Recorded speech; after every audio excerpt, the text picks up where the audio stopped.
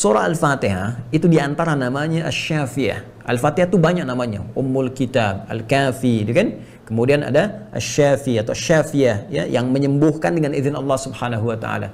Nah, dari mana kita mendapatkan informasi bahwa surah Al-Fatihah ini dengan izin Allah punya isyarat yang bisa menjadikan Allah menyembuhkan satu penyakit. Ya, kalau Anda cek di hampir kitab-kitab tafsir ini ada dengan saya. Kalau kita masih ingat ngaji di surah Al-Fatihah yang pertama, ya, waktu dalam situasi di luar pandemi, teman-teman sekalian masih ingat? Ya, kita kan mulai dari Al-Fatihah kemudian ke Al-Baqarah dan seterusnya sampai sekarang masih di Al-Baqarah di ayat ke-16 kan kemarin. Nah, di surah Al-Fatihah, nah ini di halaman 19, ya, saya ambil contoh yang Ibnu Katsir, ya, karena di berbagai kitab tafsir pun insya Allah akan ditemukan riwayat ini. Ini ada surah Al-Fatihah.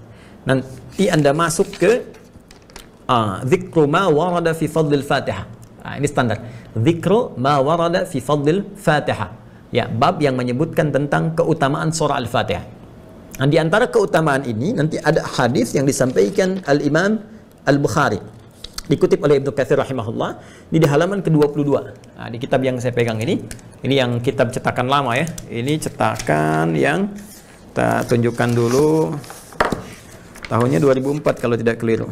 Betul, 2004. Ya, ini yang 2004. Nanti ada yang cetakan 2016 juga ada, ya. Nanti silahkan dicek lagi. Ya, ini ada di halaman ke-22. Ya, ini di sebelah kanan, ya. Nah, di pertengahan nih. Haditsun akhar, hadis lain yang terkait dengan keutamaan surah Al-Fatihah ini, qala Al-Bukhari fi fadailil Quran. Al-Imam Al-Bukhari pernah menyampaikan terkait dengan keutamaan Al-Quran. Apa di antaranya? Haddatsana Muhammad ibn al-Muthanna, ya, telah menyampaikan kepada kami Muhammad ibn al-Muthanna. Muhammad ibn al-Muthanna ini, teman-teman sekalian, itu di antara rawi yang terambil sanad informasinya, hadisnya oleh Al-Imam Al-Bukhari. Ini orang pertama yang diambil oleh Al-Imam Al-Bukhari sampai nanti sanadnya tersambung terus kepada Nabi sallallahu alaihi wasallam. Nah, Muhammad ibn al-Muthanna ini sepanjang pengetahuan saya itu banyak hadis-hadis yang dinukil Al-Imam Al-Bukhari dari beliau ini terkait dengan penyembuhan, pengobatan. Ya, karena itu nanti di Sahih Al-Bukhari, itu ada 97 kitab, 97 pembahasan. Jadi pembahasan topik gitu, ya, dalam bahasa Arab dulu itu disebut dengan kitab. Nanti ada bab, ada fasal. Jadi kalau kitab itu bab umumnya. Ya, kalau kita di bahasa Indonesia menyebutnya bab, itu umumnya, topik umumnya. Di bawah kitab ada bab, di bawah bab nanti ada fasal, faslun. Ya, dalam konteks apa? Nah, Imam Al-Bukhari itu menuliskan kitab sahihnya, ya, Al-Jami' As-Sahih Al-Musnad Al-Mukhtasar min Umuri Rasulullah sallallahu alaihi wasallam wa sunani wa ayyamihi. Itu ada 97 pembahasan, 97 kitab. Nah, kitab ke-76 itu namanya Kitabut Tibbi, ya, kitab tentang kesehatan, medis, kedokteran, penyembuhan. Ya, at-tib itu bisa sekarang diartikan kedokteran, bisa juga terkait kesehatan, bisa terkait penyembuhan. Karena itu dokter disebut dalam bahasa Arab tabib. Ya, tabib bahasa Indonesia, ya, tabib. Tabib itu bukan tukang obat, ya. Itu dokter rasanya, tabib. Ya, laki-laki, tabibah perempuan. Ya, at-tib itu kedokterannya, ya, jadi penyembuhannya. Ya, kekinian seringkali dikaitkan dengan misalnya kalau dari spiritual disebut herbal, kalau medis bisa disebut dengan obat, ya, kalau dia sebetulnya terkait dengan uji klinisnya. Ya, dulu pun seperti itu. Maka kita kembalikan Kitabut Tib, ya, pembahasan tentang kesehatan. Nah, bagian pertamanya bab ma anzalallahu da'an illa anzalalahu syifaan. Bab pembahasan tentang Allah Subhanahu wa taala tidak pernah menurunkan satu penyakit kecuali bersamaan dengan itu diturunkan syifanya, penyembuhnya, obatnya. Nah, hadis pertama yang terkait dengan bab ini itu diambil dari Muhammad ibn al-Muthanna. Kata Al-Imam Al-Bukhari, haddatsana Muhammad ibn al-Muthanna di kitab 76, Kitabut Tibbi. Kemudian hadis nomor yang pertama di bab itu, bab ma anzalallahu da'an illa anzalalahu syifaan. Haddatsana Muhammad ibn al-Muthanna, haddatsana Abu Ahmad, ya, Az-Zubairi. Ya, kemudian setelah itu haddatsana Umar ibn Sa'id, ya, Ibnu Husaini. Kemudian Ibnu Husainin qala haddatsani, setelah itu baru kemudian berkata Atha ibn Rabah, haddatsani Atha ibn Rabah, ya, bin Abi Rabah, berkatakan kepada saya Atha bin Abi Rabah haddatsani, kemudian an Abi Hurairah radhiyallahu taala anhu. Jadi dari Muhammad ibn al-Muthanna, dari Abu Ahmad Az-Zubairi, dari Umar ibn Sa'id ibn Abi Husainin, setelah itu dari Atha ibn Abi Rabah, setelah itu dari Abu Hurairah radhiyallahu taala anhu, setelah itu dari Rasulullah sallallahu alaihi wasallam. Sanadnya disambungkan. Qala Rasulullah sallallahu alaihi wasallam, wasallam, "Ma anzalallahu da'an illa anzalalahu syifaan." Ya, Rasulullah SAW bersabda, tidaklah Allah menurunkan, mengujikan satu penyakit kecuali menyertakan dengan itu penyembuhnya, obatnya. Nah, di sini pun ketika menyampaikan keutamaan Al-Fatihah, itu yang dikutip pertama kali Al-Imam Al-Bukhari mengambil informasinya dari Muhammad Ibnul Muthanna. Maka Muhammad Ibnul Muthanna ini agak menarik ya, karena hadis-hadis yang disampaikan ada kaitan erat dengan aspek kesehatan atau aspek-aspek medis.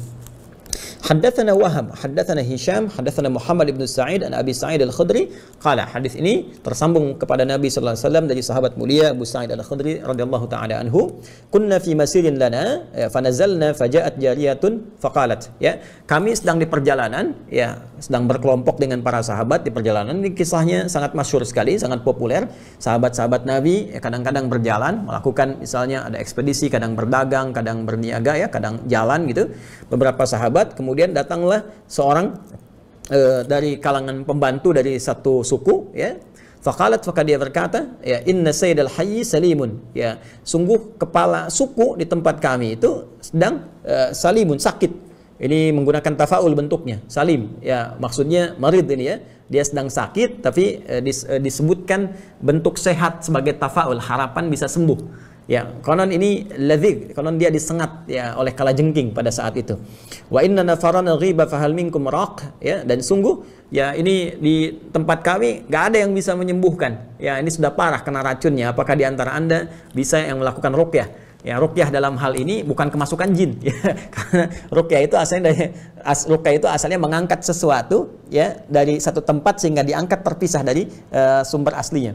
Jadi ada sesuatu benda asing masuk ke satu tempat, kita ingin angkat itu keluar. Nah, itu disebut ruqyah, raqin itu orangnya, ya. Jadi kita keluarkan sehingga tidak ada di tempatnya. Ya, seperti misalnya, ya, ada racun masuk ke tubuh kita, itu bukan asal dari tubuh kita, kita keluarkan. Nah, itu ruqyah. Maka diambil maknanya, kemudian ada orang kemasukan jin, di ruqyah, dikeluarkan misalnya, ya, supaya keluar jinnya yang tidak bersumber dari tubuhnya, atau hal-hal yang kotor, yang tidak baik, yang memengaruhi keadaan dirinya. Nanti kita bahas terpisah itu, ya. Nah, sekarang terkait dengan racun tadi, faqama ma'aha rajulun, ya, maka dia bangkit satu di antara kami, ya, faqama ma'aha rajulun, maka ikut, ya, satu di antara kami ikut dengan dia, ya, kemudian dia melakukan ruqyah, ya, bi ruqyatin, dan melakukan ruqyah, faraqahu fabara'a, ya, maka dengan izin Allah ketika di ruqyah itu sembuhlah, ya. Masya Allah. Jadi satu di antara kalangan sahabat tadi, ketika ditanya dia berdiri, ya, kemudian dia ikut dengan perempuan yang budak tadi, yang asisten rumah tangga tadi, yang perempuan dari suku tadi. Kemudian ketika diikuti, disampaikan kepada kepala sukunya, faraqahu, maka dia diruqyah, ya, orang itu meruqyahnya, fabara'a, maka ia sembuh dengan izin Allah Subhanahu wa taala. Fa amara lahu bi 30 syatan, ya, wa saqana labanan. Maka Masya Allah, dijamulah kelompok sahabat itu, termasuk orang tadi yang meruqyah, diberikan kemudian 30 ekor kambing sebagai hadiah. Kemudian diberikan juga minuman susu. Falamma raja'a qulna, maka ketika ia pulang balik lagi, ya, jadi diberikan hadiah si orang yang meruqyah tadi, 30 kambing, dikasih minuman susu, terus kembali ke rombongan sahabat tadi. Ketika kembali, Masya Allah, ini bawa kambing banyak, kambing 30 gitu kan, dan sebagainya. Maka qulna lahu, kami bertanya kepadanya, mengklarifikasi, ya, akunta tuhsinu ruqyatan aw kunta taraqi, kamu ini cuma coba-coba ngeruqyah aja, atau memang kamu ini ahli ruqyah? Jadi ketika dia balik bawa kambing banyak kan, dan berhasil sembuh dengan izin Allah ketua suku tadi, kemudian beberapa sahabat mengkonfirmasi, kamu ini memang ahli ruqyah atau memang coba-coba ruqyah saja gitu kan, coba cari peruntungan. Qala, maka ia menjawab, la ma raqaitu illa bi ummil kitab. La, ya, dia berkata, tidak, aku sebetulnya nggak pandai-pandailah tentang ruqyah ini, kecuali aku cuma bacakan saja Al-Fatihah, ummul kitab. Ya, illa ma raqaitu illa bi ummil kitab. Qulna la tuhadditsu syai'an hatta na'ti wa nas'alu Rasulullah sallallahu alaihi wasallam. Ya, maka kami sepakat sudah, kita jangan bahas dulu, jangan diskusi dulu tentang ini, kita nanti bicarakan saja ketika bertemu dengan Rasulullah sallallahu alaihi wasallam. Kemudian falamma qadimnal Madinata, ketika kami sampai ke Madinah, dzakarnahu lin Nabi sallallahu alaihi wasallam, kami sebutkan kisah ini kepada Nabi sallallahu alaihi wasallam. Faqala, maka beliau kemudian berkata, bersabda, merespon, wa ma kana yudrihi annaha ruqyatun, ya, Aqsimu wadribu li bisahmin. Masya Allah. Kata Nabi, tahu dari mana dia? Kalau Al-Fatihah itu bisa digunakan sebagai ruqyah, menyembuhkan dengan izin Allah Subhanahu wa taala. Ayo tahadduts binikmat. Syukuri, ya syukuri ini pemberian dari Allah melalui orang tadi. Ayo, silahkan ya nikmati ini semua dan saya pun ingin cicipi bagiannya sama-sama. Jadi ini respon Nabi untuk membenarkan apa yang disampaikan tadi, bahwa surah Al-Fatihah itu bisa kita niatkan kepada Allah sebagai wasilah untuk mendapatkan kesembuhan. Nah, sejak peristiwa ini Al-Fatihah juga dinamai sebagai Asy-Syafiyah, yaitu satu surah yang dengan izin Allah bisa menyembuhkan.